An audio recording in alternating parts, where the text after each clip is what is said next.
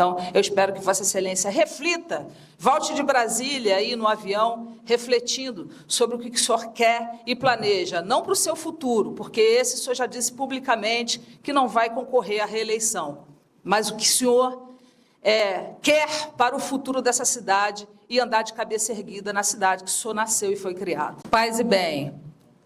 Cumprimentando a todos e aqui, pegando um gancho da fala do vereador Luciano Peçanha, que me antecedeu, quero chamar a atenção aqui para um manifesto silencioso, sempre ordeiro, mas sempre comprometido, do Paulinho Berg, que está falando justamente sobre o que o vereador Luciano pontuou, que é a Estrada do Visgueiro. E aí, dizer muito obrigada, Paulinho, você sempre faz a voz, né, não só do Visgueiro, mas de toda a população. Obrigada pela sua presença aqui, obrigada pela sua participação, da forma que a população pode e deve se manifestar, sempre ordeira, silenciosa, mas trazendo aqui para a gente em letras garrafais e até purpurinadas, para que a gente enxergue. Viu? Obrigada pela sua... Está registrado aqui a sua manifestação. Dizer que ontem estive na Assembleia Legislativa do Estado do Rio de Janeiro, a convite do deputado estadual Jari de Oliveira, que preside uma comissão importantíssima naquela Casa de Leis, que é justamente uma comissão que trata do saneamento ambiental. Essa audiência pública, senhoras e senhores, reuniu vários segmentos da sociedade e também representação dos órgãos de controle, a Argenesa, a representante da Água do Brasil, com relação àqueles municípios que já entregaram a água e o esgoto para a iniciativa privada. E foram várias as manifestações, desde reajuste antecipado, reajuste sem base legal, falta de medidores, desconto indevidos, cobranças abusivas em condomínios, aumento de taxa de esgoto, tudo aquilo que a gente não quer vivenciar.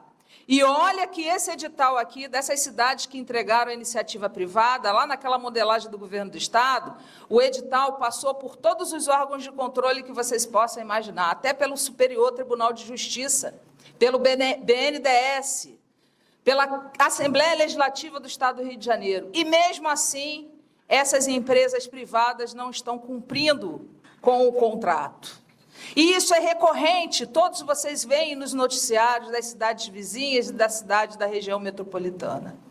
E eu levei a voz dos 5 municípios, eu junto com o vereador Joel, enfermeiro de Italva, o vereador Pedro de Conceição de Macabu, fizemos a fala, a convite dessa comissão e ganhamos a adesão, senhoras e senhores, do Grupo de Atuação Especializado em Meio Ambiente. Eu estou falando de um núcleo específico do Ministério Público do Estado do Rio de Janeiro.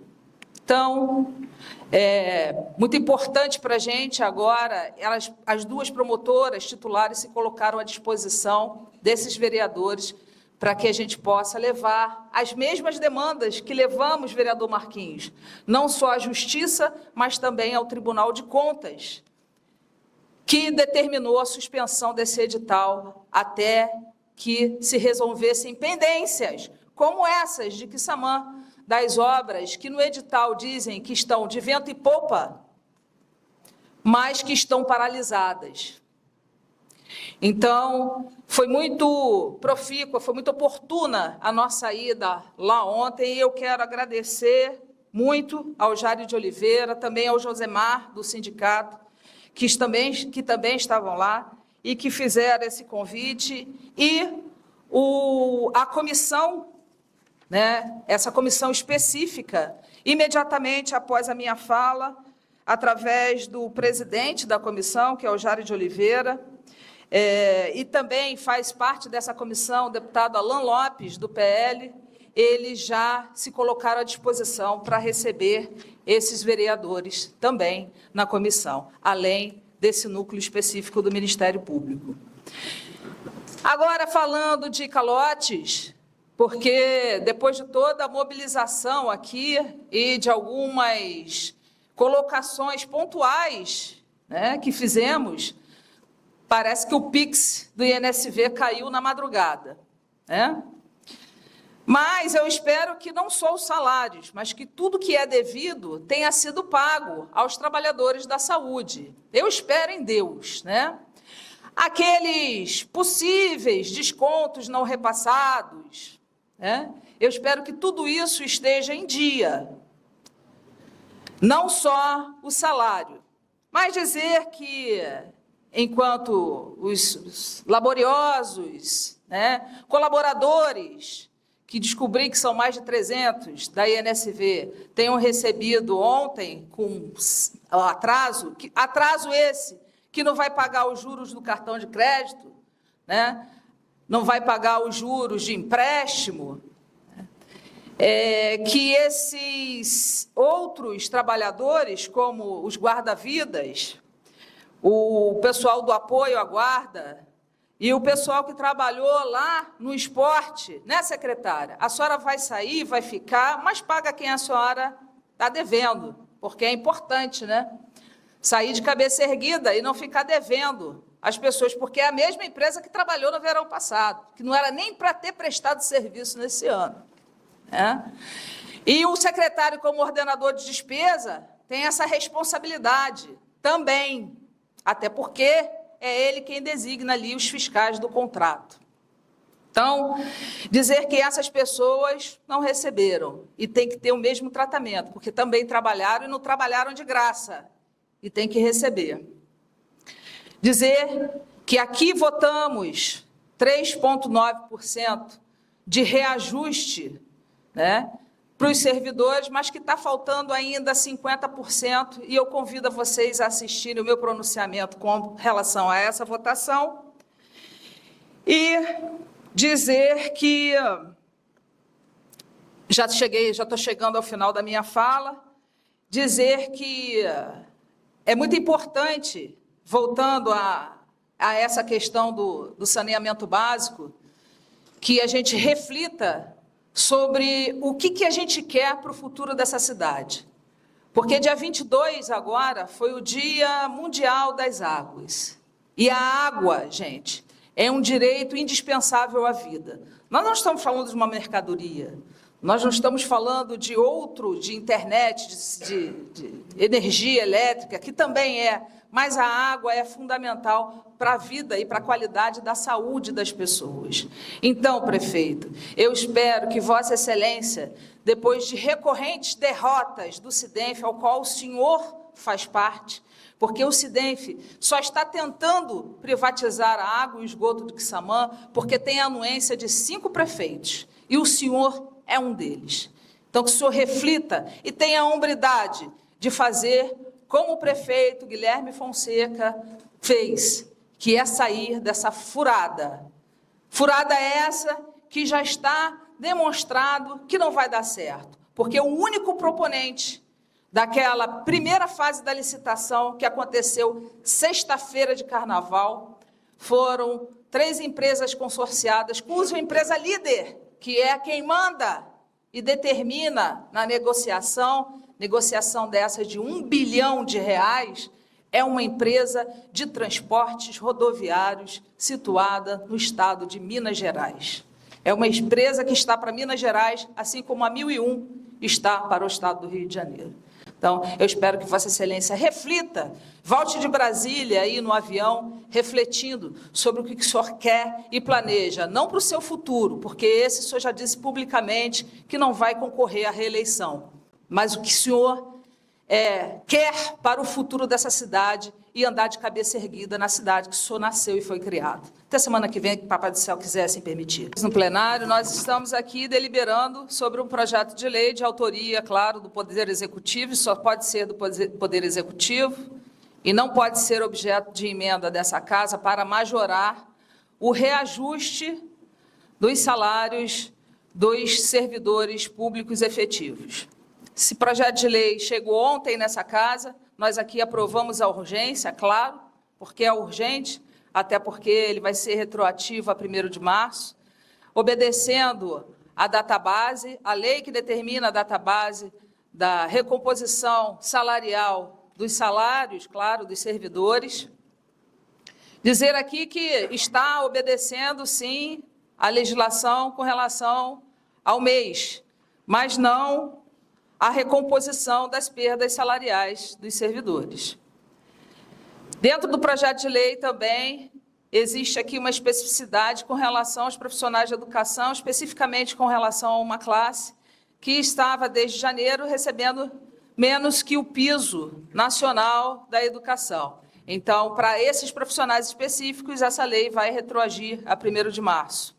Porque muitos servidores me perguntaram se esse reajuste, essa recomposição salarial, seria somente para os profissionais de educação. Não, são para todos os servidores de cargo efetivo. E 3,9%. Confesso que ontem, quando li isso na volta do Rio de Janeiro, eu li rapidamente e li 39%. Mas a vírgula estava aqui, não enxerguei muito bem a vírgula, é 3,9% mesmo. E a justificativa que eu fiz questão de pautar aqui para ser lida é que são as perdas do ano passado, né, de acordo com o INPC. Fazendo essa recomposição de 3,9%, senhor prefeito, vai faltar só 50% de reajuste dos servidores. E aí, retomo, vereador Marquinhos de Mariquita, a indicação que fizemos ao excelentíssimo senhor prefeito, e que não respondeu à nossa indicação, com relação ao escalonamento, ou seja, a previsão futura de recomposição desse patrasmente, como diria Odorico Paraguaçu, né? Porque o servidor ainda vai ficar com 50% de defasagem salarial. E é importante que isso seja dito, né? Como vai ser feito para recompor esses 50%? Estamos aqui no aguardo do projeto de lei do Executivo que prometeu uma reforma administrativa. Penso que essa reforma administrativa deve vir desfazendo a bobagem que foi feita no ano passado, que onerou a folha em 43 milhões de reais, para criar mais de 100 cargos de assessores, secretários e subsecretários. Porque antes de fazer, né, criar vários cargos sem atribuição definida em lei, né, usurpando as funções do servidor público concursado, deveria ter pensado que os servidores já estavam, à época, com quase 50% de defasagem salarial. Então, é o que temos para hoje, né? Não podemos aqui, não temos o poder de fazer emenda para majorar essa recomposição, não é aumento, isso é uma parca recomposição das perdas salariais que os servidores vêm amargando, né, há anos. E espero também, senhor prefeito, que esse parco reajuste, né, faça a justa recomposição daqueles servidores que estão ganhando menos do que o piso nacional de vigência, né? Que esse 3,9, pelo menos, faça com que os servidores percebam mais no seu salário base do que o salário mínimo de vigência nacional. Nós estamos aqui deliberando já em segunda discussão, a primeira foi ontem, não estava em plenário, sobre a autorização para abertura de crédito suplementar no valor de R$ 1.734.000, pouco mais que isso. E para onde vai essa suplementação de contas? Qual é o destino? É a obra de Caxias, aquela obra que foi inaugurada às vésperas das eleições, com banda de música e descerramento de placa. Obra que foi inaugurada sem ter sido terminada. Obra que já era para ter sido inaugurada, terminada, não digo inaugurada, que inaugurada ela foi, mas terminada lá no dia 25 de abril de 2024, há 2 anos atrás. E hoje nós estamos votando aqui uma suplementação de contas para essa obra de Caxias, que eu espero, vereador Marquinhos, que de fato aconteça, porque na última interrupção do prefeito, a data para término, ou seja, não é para retomar, a data para término seria 15/4/2026, o famoso mês que vem, né? E uma obra que foi orçada em 12.600.000 e já está em 15.481.000, novo valor, agora somando mais esse aqui, 1.734.000, não sei se vai compor, se vai botar, se vai dar mais um aditivo. Espero que não, porque eu penso que 22% de acréscimo já está bom demais, né, para terminar a obra.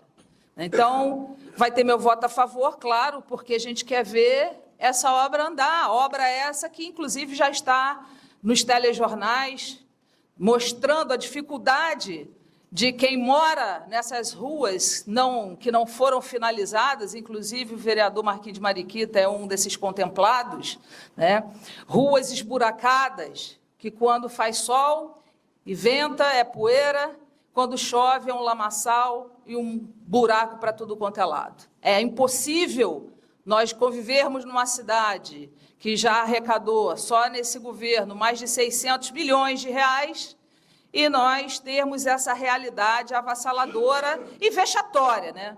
Porque uma obra que já foi inaugurada com banda de música e de encerramento de placa, né, não está terminada, é no mínimo vergonhoso, e ainda mais nesse valor considerável e, vamos combinar, extremamente generoso. Então, espero aí que o prefeito, inclusive, já foi para lá, inclusive com um representante da empresa, fez um vídeo institucional e prometeu aí retomar essas obras, disse que os funcionários estavam fazendo exame admissional. Eu espero que agora, com essa quantia vultosa aqui, de R$1.700.000, para reforçar a conta dessa obra, que ela, de fato, retome. Mas, volto a dizer, pelo prazo da prefeitura, era para estar pronta no dia 15 de abril. Né? Vamos ver até onde essa novela dessa obra de Caxias vai dar. Meu voto é a favor. Nos ouvindo, nós estamos agora deliberando sobre uma outra autorização para abertura, para reforço de conta, no valor de R$1.734.000. E para onde é que vai esse R$1.734.000?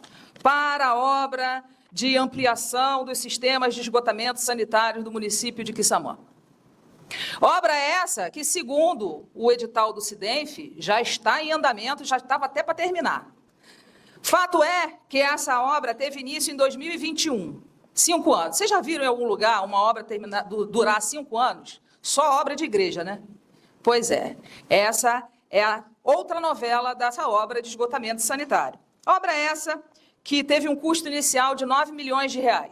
E hoje, depois de 58% de aditivo, eu vou repetir, começou em 9 milhões em 2021 e teve um aditivo de 58% no valor da obra. A obra de 9 foi para 14.200.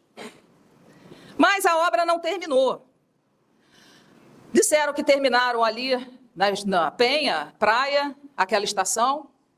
Iniciaram lá em Santa Catarina, montaram o canteiro de obras e a obra foi desmobilizada e não terminou. E por que fizeram esse movimento de papel? Que eu espero que seja fato, senhor prefeito. Porque essa obra, essa interrupção da obra, foi um dos motivos, vereador Marquinhos de Mariquita, que nós elencamos na representação do Tribunal de Contas contra a concessão via SIDENF de água e esgoto à iniciativa privada. Porque é uma falácia. Está dito lá no edital que essa obra estava em vias de ser finalizada em meados de 2026. Nós já estamos em março, caminhando para abril. Então, eu só espero, senhor prefeito, que isso aqui não seja um movimento para produzir papel para a defesa do SIDENF lá no Tribunal de Contas. E que, de fato, essa obra seja terminada, sem mais aditivos, porque já está escandaloso, 58% de aditivo para essa obra. Mas, claro, vou votar a favor, esperando, mais uma vez, que não seja só uma produção de defesa para robustecer o SIDENF, para fazer defesa lá na nossa representação no Tribunal de Contas.